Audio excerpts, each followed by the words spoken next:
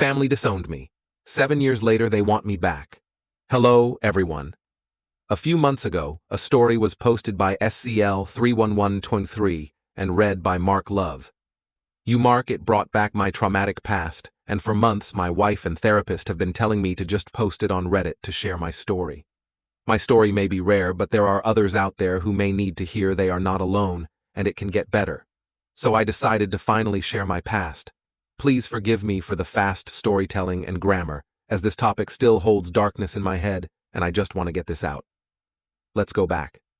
15 years ago, I 20 a.m. at the time, was starting my final year in college, and was getting myself ready to go on to business school or law school. I was on the baseball team, I had a high GPA, I had great parents and an extended family, filled with business and law-minded people, and life was good. After baseball practice, I checked my phone and it was loaded with like hundreds of missed calls and text messages ranging from pickup. Now a new monster, I of course was confused as hell and maybe thought it was a family pranked out. I walk outside to call my mother and she picked up screaming. My uncle appeared out of nowhere and sucker punched me in the face, screaming, "He is gonna kill me." I fell right to the ground with my nose bleeding like a hose. My dad was right behind him, restraining him by telling him to stop, and he looked at me and told me to get up and get your ass home. That drive home was horrible. My nose broken, bleeding, my eyes swelling, and just confused. I walk into the house, and my entire family is there. My mother screaming at me, asking why did you do it? My uncle was screaming to call the cops. I finally just screamed, "What the F is happening?" Screaming, I was punched by my uncle. My cousin Amy, who was 12 at the time, told the family, ISA her, during the 4th of July party early in the year when we were alone in the house. I of course said, of course I didn't, but no one was hearing me. My dad snapped and punched me right in the gut. That punch took the wind right out of me. I couldn't breathe. My dad told me to get out and leave right now. He had all my clothes and garbage bags, and he threw me out the door.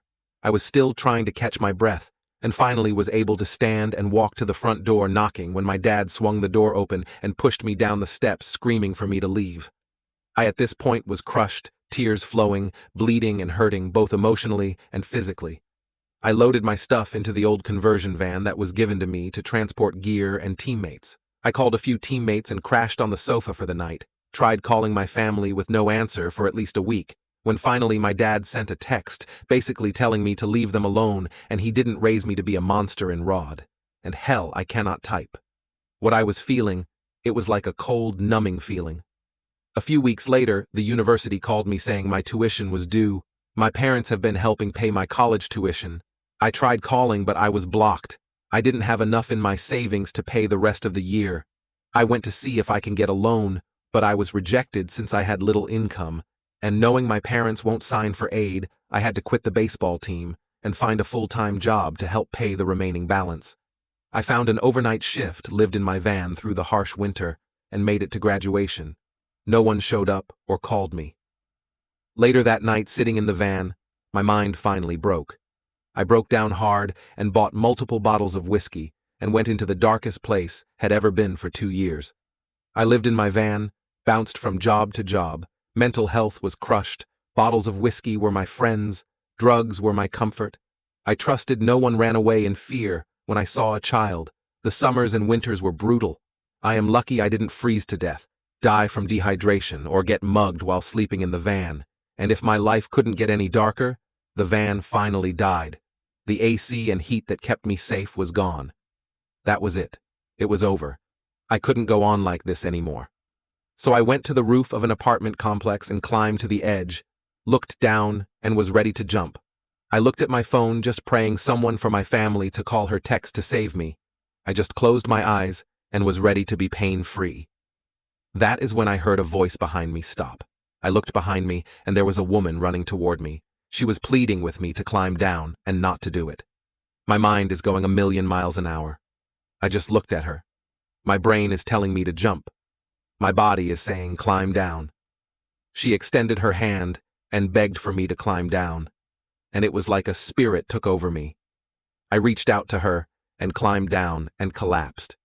EMTs were called and took me to the hospital. I spent 2 days in the hospital before being released. As I was walking out, I saw the woman that stopped me waiting for me. She ran up to me asking if I was okay. My mind froze and just said no. She asked me if I had any family to come get me. No, do have a place to stay. No, I just put my head down and started walking away. Where are you going? Don't know. Well, are you hungry? No. Do you know any other words besides that one? Don't know. Well, you can't just live on the streets tonight, so just come over to my place and I'll cook you dinner. Why? Because you look like you need a friend. Okay, her apartment was beautiful, books everywhere, every room had historical paintings. It was like a museum. She introduced herself as Rachel 22F. She worked at her dad's company. We talked for what seemed like 4 days, but it was only 3 hours. I avoided any talk of my past. I stayed with her for 3 weeks as she helped me get a job at her father's company as a front desk worker. I gave up drinking during that time and went cold turkey on the drugs. Rachel drove me to work every day, made me breakfast and dinner. We spent a lot of time together. In those 3 weeks, I started looking for my own place, telling her she has done enough. She told me to stay. I asked why. Why are you nice to me? I started yelling and crying at the same time. She took my hand and told me to sit, and she tried to hug me, but I pulled away, muttering, I don't deserve it. She begged for me to stay, until I saw a therapist. No, my mind broke again. I guess I was walking in circles muttering before I stopped and realized where I was. I then said yes. For 4 weeks, I saw a therapist that Rachel paid for and didn't really open up, but talked enough to make strides. Rachel then invited me to her parents' house for her dad's birthday. The party was filled with Rachel's family. The memories of that night racing through my head. I just sat alone most of the time, drinking water and finding ways to hide in the bathroom. You can now check if there is a part 2 by pressing Sharon Moore. Thank you all for watching and waiting for the second part. In the last episode, we talked about how I got back on my feet with Rachel's help. Today, I will continue sharing my story and how I reconnected with my family after these years. During my time living with Rachel, I gradually regained some confidence. Although the pain in my heart remained, Rachel and her family showed me hope. Her father offered me more opportunities at his company, and I gradually moved up from the front desk, learning many useful skills. I worked hard, no longer relying on alcohol and drugs, and slowly started to rebuild my life. After months of effort, I finally saved enough money to rent a small apartment. I told Rachel she had done enough, but she insisted on helping me move. We became great friends, almost like family. She encouraged me to continue seeing a therapist, and I gradually began to truly face my past. A few years later, I met my wife, a loving and understanding woman. After we got married, I confessed my past to her. She accepted me without hesitation and even supported me in continuing my therapy. Our marriage gave me more strength and confidence. One day, I received a letter from my father. It was the first time in 7 years that I had heard from my family. In the letter, my father said they had been reflecting on what happened and admitted they were wrong. He expressed their desire to welcome me back. The letter left me with mixed emotions, anger and relief. My wife and therapist encouraged me to meet my family and resolve these unresolved emotions. Eventually, I decided to give them a chance. I went back to my hometown and met my parents and relatives. At that moment, I felt their remorse and pain. After many conversations, we finally cleared up the misunderstanding from years ago. My cousin Amy was also there, tearfully apologizing for her lies out of fear and misunderstanding. I forgave her because I knew that forgiving others also freed myself. Rebuilding the relationship with my family wasn't easy, but we all worked hard to repair it. We learned how to communicate better, express our true feelings, and find a place in each other's lives again. 7 years later, one day, I received a phone call from an unknown number.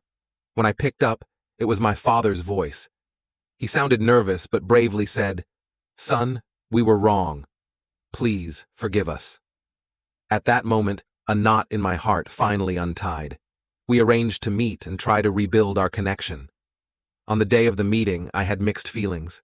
My father looked much older, and my mother's eyes were full of regret. We sat down and talked for a long time, discussing past misunderstandings and each other's experiences over the years. That day, we finally spoke honestly and untied the knots in our hearts. This was just the beginning of our reconciliation. We decided to work together to repair our relationship. I also learned a lot from this process, especially about the importance of forgiveness and acceptance.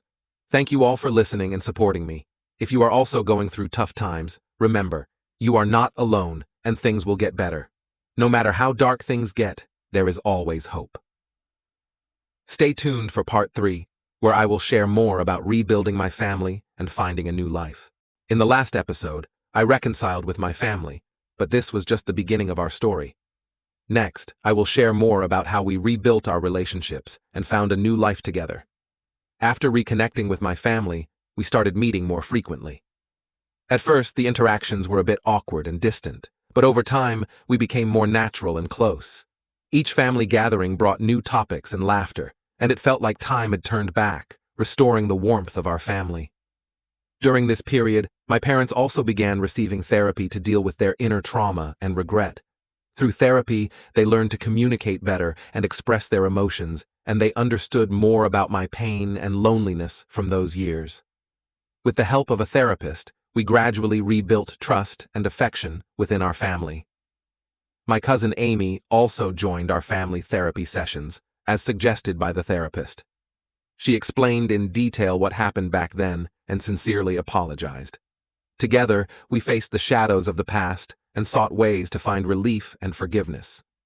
Amy is now an adult, and our relationship has gradually returned to normal.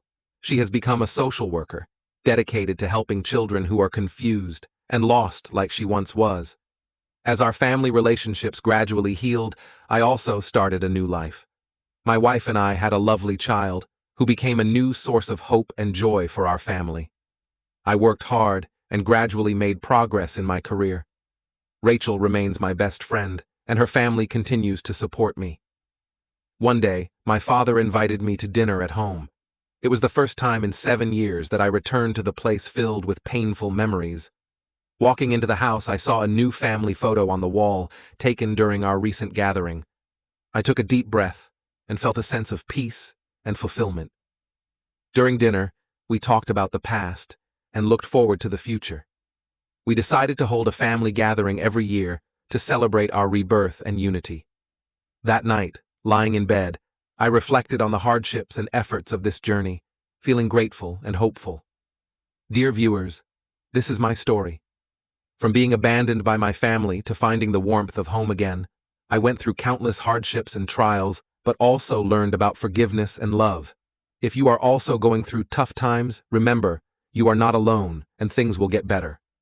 No matter how dark things get, there is always hope. Thank you all for your support and attention. I hope my story can bring you some inspiration and strength. No matter how difficult life is, believe that the future will be better.